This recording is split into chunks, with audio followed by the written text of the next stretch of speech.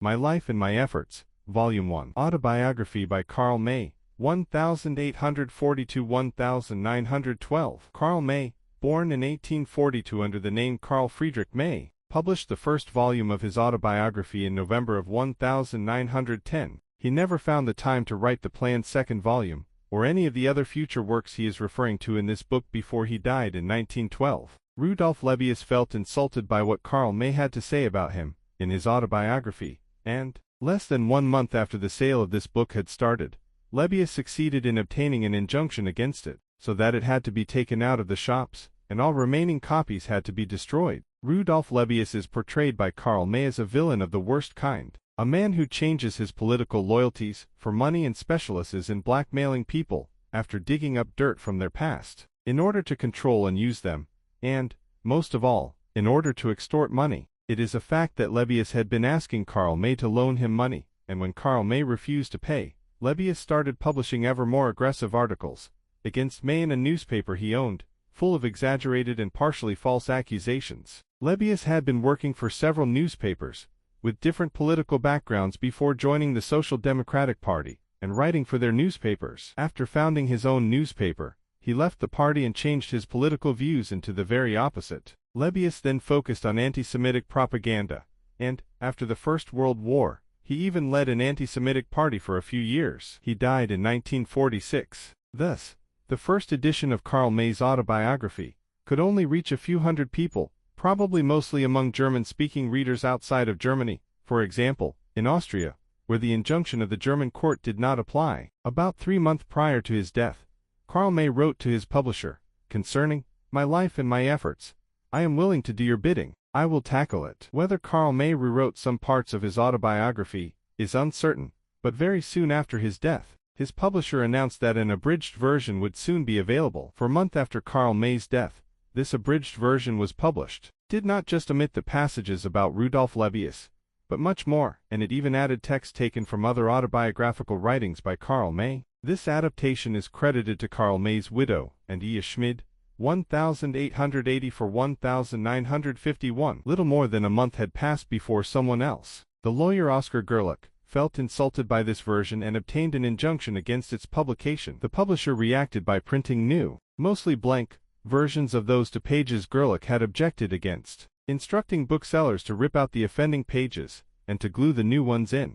In December of 1912, the lawsuit was settled, and the remaining copies of the adaptation could be sold with all of its pages. But a new edition would have to be changed. This third, further abridged edition was published in 1914 by E. Schmid. In early 1917, a 34th volume was added to the series of Karl May's collected works, of which 33 volumes had been published in the author's lifetime. This 34th volume is titled I. It contains another abridged version of the autobiography as well as a few other texts, mostly about, but not by, Karl May. By 1995, this book had gone through 39 editions, in which the text of the autobiography had again been revised several times, though the later revisions aimed at a partial restoration of the original text. The compilation of other texts contained in this volume also differs in the various editions. Even the edition of 1995 still omits a large passage, at least 36 pages in the first edition,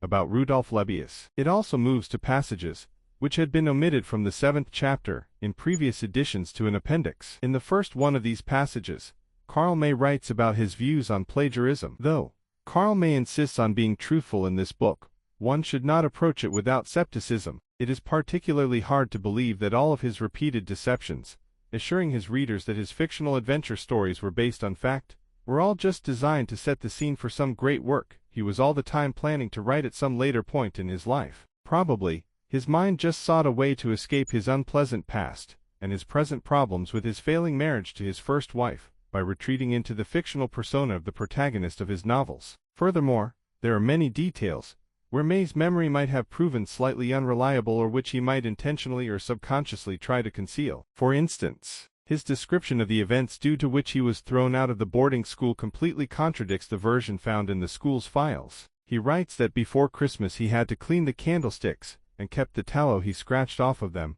to make small candles from it, to be used as Christmas decorations. He was watched by a fellow student, who reported this theft of what Karl May regarded as garbage to the principal. According to the school's files, it happened like this. In November, Karl May had to clean the candlesticks and to replace the burnt-down candles. 2 weeks later, 2 older students found 6 complete candles in his unlocked suitcase. They turned them over to the student, who was in charge of the candles for that week, but agreed not to tell the teachers. Shortly before Christmas, accusations are made that, at 2 occasions, money had been stolen. The students who had found the candles came forward, and were reprimanded by the teachers for having covered the matter up before. The question of the stolen money was never resolved. Also, everything Karl May tells us about the life of his father's mother before he was even born is very questionable. It would seem that this grandmother was not just a gifted storyteller, but might also have invented a more romantic past for herself, which she then passed off as the truth to her family, just as Karl May later also pretended that his fictional novels were true. Karl May writes that this grandmother lost her mother at an early age. She fell in love with his grandfather, but felt obliged to devote all of her energy to taking care of her ailing father. Thus, she kept her faithful lover waiting until her father had died. After giving birth to 2 children,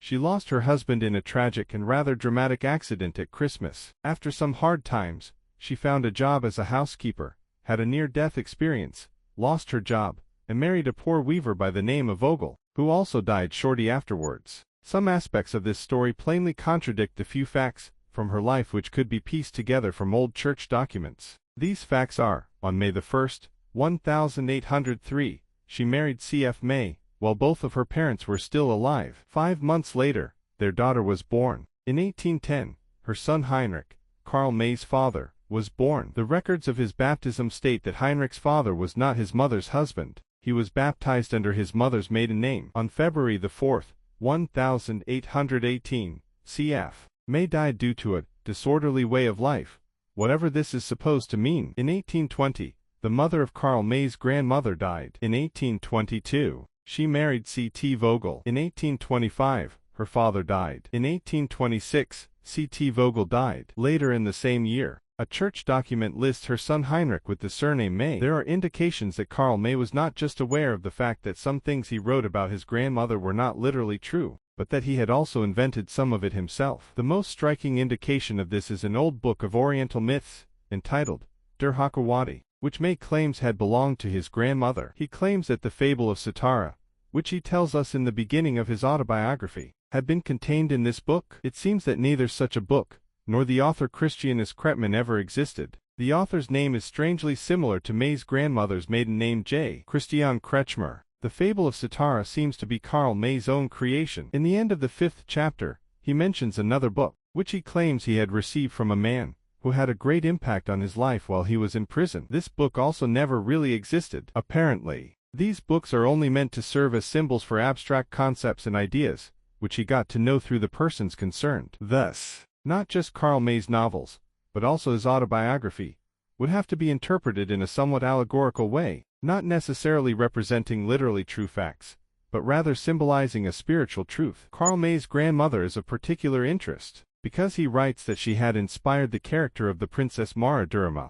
whom May regarded as the female counterpart, in the Orient to the Indian chief Wintu in America. Wintu is the title character of Karl May's most famous novel, and also appears in several others of his books. But Karl May never wrote the planned novel about Mara Durrama, which he had intended to cover 3 or 4 volumes, just like Wintu. Thus, Mara Durrama only plays a comparatively smaller role in his existing novels, and we can only guess how he planned to develop this character into the central character of his later, unwritten works. Though the 5th chapter, relating the darkest part of Karl May's life, is the longest in the book, it still skips many things, which the author obviously does not want to remember. Thus, the question which crimes he had actually committed remains largely unanswered. He also does not tell us anything about the journeys he claims to have taken in those days, promising to disclose this in the 2nd volume, which he never wrote. The rumors he fostered that he had already in this early part of his life traveled to the Orient and to America are definitely not true. He probably never left Germany at this time. Only in his later years,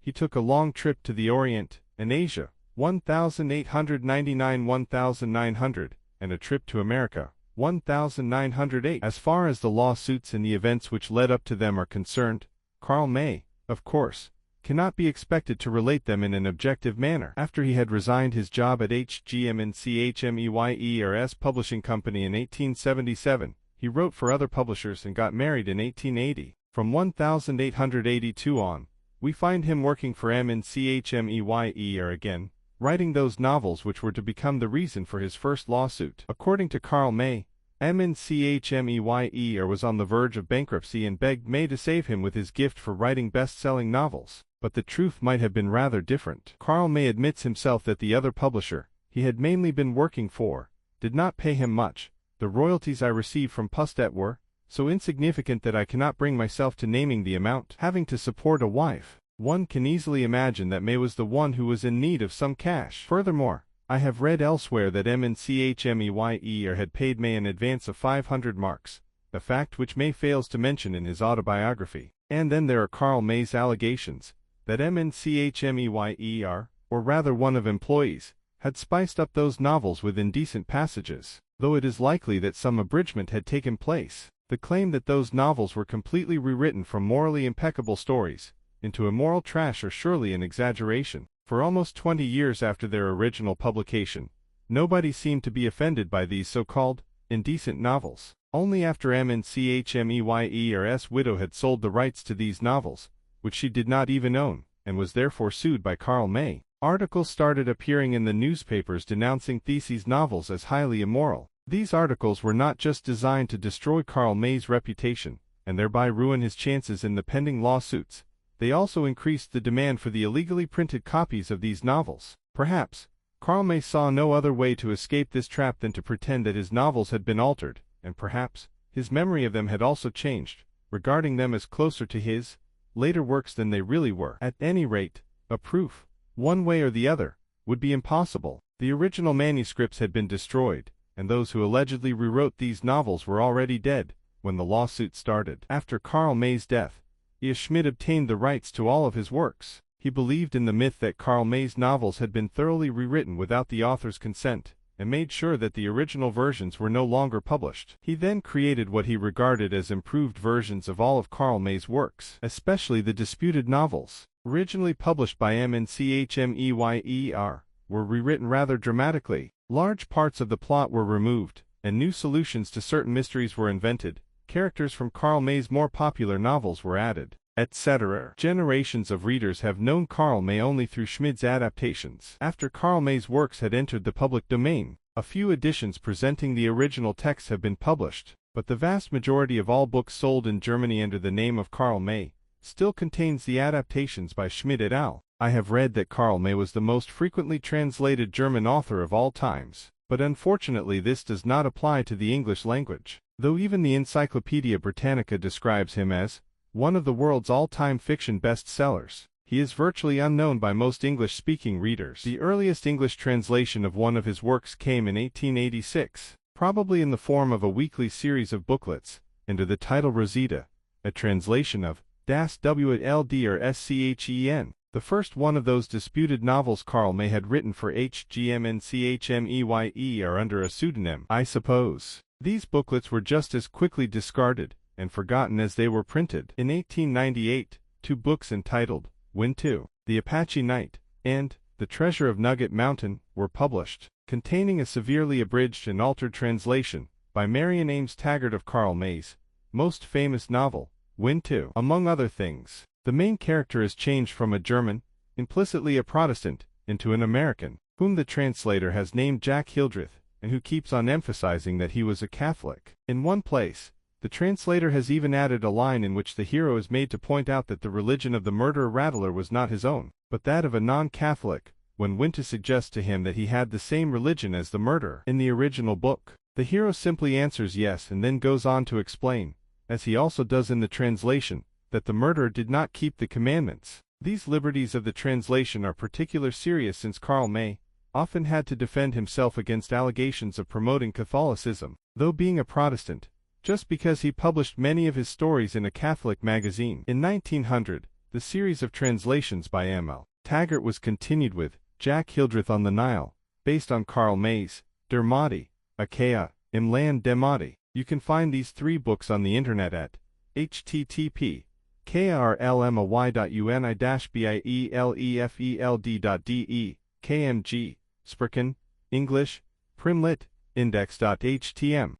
In 1977, a series of translations by Michael Shaw was published. It included Artistan and Jinistan, 2 volumes, Wintu, 2 volumes, and In the Desert, 1 volume. These translations have been described as faithful to the original. In 1979, the series was continued with 4 books, entitled The Caravan of Death, The Secret Brotherhood, The Evil Saint, and The Black Persian, continuing the Oriental adventure, which had started with In the Desert. Only between 3,000 and 4,500 copies were sold per volume. In 1980, some of these books were reprinted as pocketbooks, but less than half of the printed books were actually sold, which put an end to all plans for further English translations. By the way, the German original of Wintu had sold about 3 million copies in the edition as volumes 7 to 9 of Karl May's collected works alone, when I bought it many years ago. In 1998, there seems to have been a new edition of Michael Shaw's translation of Wintu, and in 1999, David Koblik published his abridged translation of the first volume of Wintu. In this first, and only, volume of his autobiography, Karl May describes his life until about 1887-88, and then turns to the current events of 1910, when he had to defend himself against various slanderous accusations, touching only upon those events from the meantime which are somehow connected with these lawsuits. In the time from 1887 to 1899, he wrote most of those novels which have been the foundation of his lasting popularity. In 1899-1900s, he went on his long journey through the Orient, and, in 1908, he visited America. In the unwritten second volume of his autobiography, Karl May had planned to discuss those novels and his travels in detail. Here, I only want to give a short list of his work, and a few events in his life after 1887. 1887, Karl May publishes Der Sohn der Bärenjäger, The Son of the Bear Hunter, in a magazine for boys, published by Wilhelm Spimann. In the course of the following years, he off and on publishes several stories there, which are later collected in 7 books. This gets him the reputation of being mainly an author for children, against which he vigorously protests in this autobiography. Nevertheless, these stories, mainly set in the Wild West, still rank among his most popular works. 1888, May finishes his big Oriental adventure novel, which he had already started publishing in a magazine called Deutscher Hausschatz in 1881. For 8 years, with interruptions, the readers of this magazine had been able to follow the adventures of the first-person narrator, whom many readers identified with the author, regarding the imaginative story as a factual account. On September the 6th, Karl May's father dies. In early October, he moves from Dresden to one of its suburbs, called Ktzschenbrod. 1889, Karl May meets Richard Plhn. And his wife Clara. They become his closest friends. In October, the Hausschatz starts publishing Karl May's novel, El Sendador. 1890, Karl May can no longer afford to pay the rent on his large house in Ktzschenbrod. He moves to Niederlnitz. 1891, Karl May moves to Oberlnitz. In October, the magazine's publication of El Sendador ends, and Der Mahdi starts. F.E. Fessenfeld becomes May's publisher. This marks the beginning of a series of 33 books, called Gesammelte Zhlungen, Collected Traveler's Tales, which are regarded as his most important works. 1892, on April the 6th, H.G. Mnchmeyer dies. The first 6 volumes of the Collected Traveler's Tales, containing the big Oriental adventure, are published, with one additional chapter in the end of the 6th volume, which was previously unpublished. 1893, Karl May and his wife take a trip to the Black Forest. Afterwards, they visit Effie Fessenfeld and his wife, and together they travel to Switzerland. The trip only worsens the deteriorating relationship of Karl and Emma May. Wintu, Karl May's most famous novel, is published as volumes 7 to 9 of his Collected Traveler's Tales. While the first one of these 3 volumes was written entirely from scratch by Karl May, only reusing very few ideas from earlier stories, volumes 2 and 3 mainly recycle material, which he had previously published as individual stories. Volumes 10 and 11, published by Fessenfeld. Present collections of earlier stories with a few new passages to tie them together. In September, the publication of Der Mahdi, in the Hashatzenzend, Satan and Ishariot, starts, though this title is not used by the magazine. 1894. Karl May's health is suffering. Together with his wife, he visits a health resort in the Harz Mountains. El Sendador is published as volumes 12 and 13 of Karl May's Traveler's Tales, with only minor changes, but under new titles. Volume 14 contains the first volume of a new Western novel, entitled Old Sure Hand. Karl May rejects an offer by Pauline Mnchmeyer, the widow of H.G. Mnchmeyer, to write a new novel for her. 1895, Volume 15, is published as the second volume of Old Sure Hand, but it does not really continue the story of the first volume, but rather interrupts it with a series of flashbacks to earlier stories, in which the title character does not even occur. In editions published after Karl May's death, these stories have been removed, so that Old Sure Hand no longer covers 3, but only 2 volumes. Most of the contents of the original second volume was then adapted into an additional volume entitled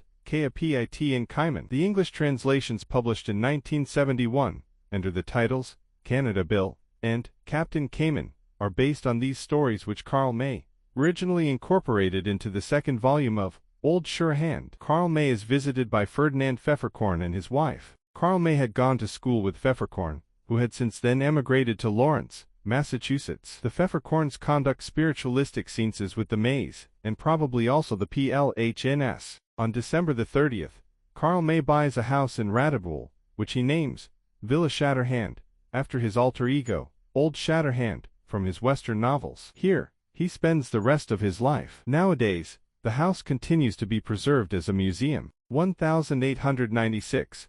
Karl May further fosters the myth that his fictional adventures were based on facts by commissioning a gunsmith to make 3 customized rifles for him, which he then passes off as the actual weapons used by the 2 main characters from his novel, Wintu. He also has himself photographed, dressed in appropriate costumes, as the main character from his adventure stories. Der Mahdi is published under the title Im Land dem Mahdi, in the Land of the Mahdi, as volumes 16 to 18 of Karl May's collected Traveler's Tales. Originally the story consisted of 2 parts, which were both too large to fit into 1 volume each. Karl May shortened the first part and extended the second part to fill 2 volumes. Thus, most of the third volume presents new material, not included in the magazine's version. Volume 19 contains the third volume of Old Sure Hand, not published before, and finishing the story which had begun in the first volume. 1897, Satan and Ishariot, is published as volumes 20 to 22 of the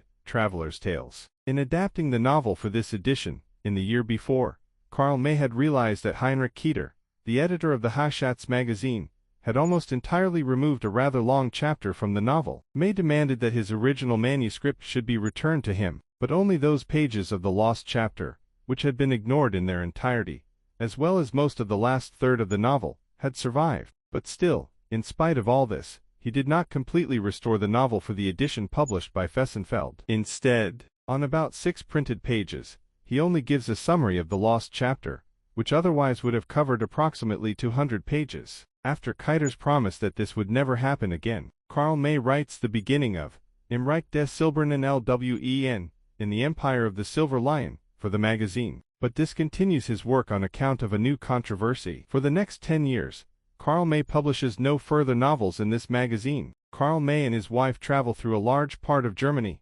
Austria, and Bohemia. Volume 23 of the Collected Traveler's Tales presents a collection of earlier short stories, and Volume 24 contains a new novel, called Weihnacht. Less than Christmas greater than 1898. On August the 30th, Heinrich Keter dies. Im Reich des Silbernen Lwen is published as volumes 26 and 27 of the Traveler's Tales, with an additional chapter, not published before. 1899, Mgenseits, Near the Afterlife, is published as Karl May's 25th volume for Fessenfeld. On March the 26th, Karl May embarks on his big trip to the Orient. In Egypt, the news of the planned illegal printing by Adalbert Fischer of his earlier novels reaches him. He protests and threatens to sue. Furthermore, He has to find out that a smear campaign has been started in several German newspapers against him and his work, while he has been traveling abroad. 1900.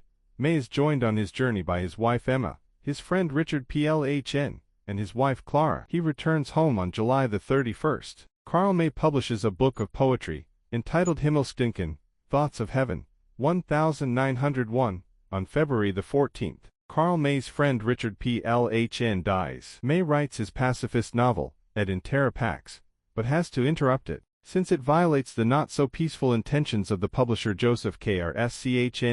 The illegal publication of his earlier novels starts, causing those lawsuits, which were to drag on until long after Karl May's death. The fourth volume of Im Reich des Silbernen Lwen is published as the 29th volume of the Traveler's Tales. 1904. The lawsuits against Rudolf Lebbeus start. The painter Sascha Schneider, a close personal friend of Karl May, creates new cover illustrations for his novels, which reflect the metaphorical interpretation, which Karl May now gives to all of his work. Karl May completes Et in terra pax and publishes it as volume 30 of his collected Traveler's Tales, under the German title, And Fried auf Erden, and Peace on Earth, upon a suggestion by his publisher. 1905. Karl May meets Bertha von Suttner, who won the Nobel Peace Prize that year. 1906. Karl May publishes his drama, Babel and Bible. It is generally rejected by the critics, and has, to my knowledge, never been performed on stage. 1907. On January the 9th, Karl May wins his lawsuit against Adalbert Fischer and Pauline Mnchmeyer. On April the 7th, Adalbert Fischer dies. Karl May reconciles his differences with the Haschatz magazine and publishes in it his novel, Der Meer von Chinestan. 1908. On September the 5th, Karl and Clara May embark on their journey to America. They visit New York, Albany, Buffalo, and the Niagara Falls. In Lawrence, Massachusetts, Karl May meets his old friend Pfefferkorn, who had emigrated to America. On October the 18th, he makes a speech on mankind's big questions. Who are we? Where do we come from? Where do we go to? Probably in early November, he returns home, to depart again for London by the end of this month, spending about 1 week in England. In early December, Karl May and his wife return home. 1909. The magazine's publication of Der Meer von Chinestan ends. Under the new title, Artistan and Chinestan, this novel becomes volumes 31 and 32 of his collected Traveler's Tales. Karl May adds a fourth volume to his Winter trilogy, written in his new, allegorical style. It is published in supplement to a newspaper called Augsburger Volkszeitung. 1910. The fourth volume of Wintu is included into his Traveler's Tales, as its 33rd and last volume. Karl May publishes his autobiography. 1911.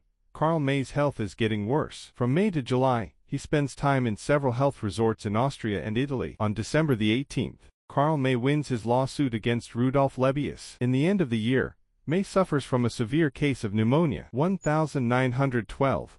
Against doctor's orders, Karl May accepts an invitation to speak before the Academy for Literature and Music in Vienna. On March the 20th, he arrives in Vienna, and in an interview with a newspaper reporter, he says, "What I have created up to now, I regard as preliminary studies, as etudes. I have, in a manner of speaking, tested my audience. Only now, I want to approach the actual work of my life." On March the 22nd, he speaks before an enthusiastic audience of about 2,000 people. On March the 30th, back at home in Radebeul, he dies.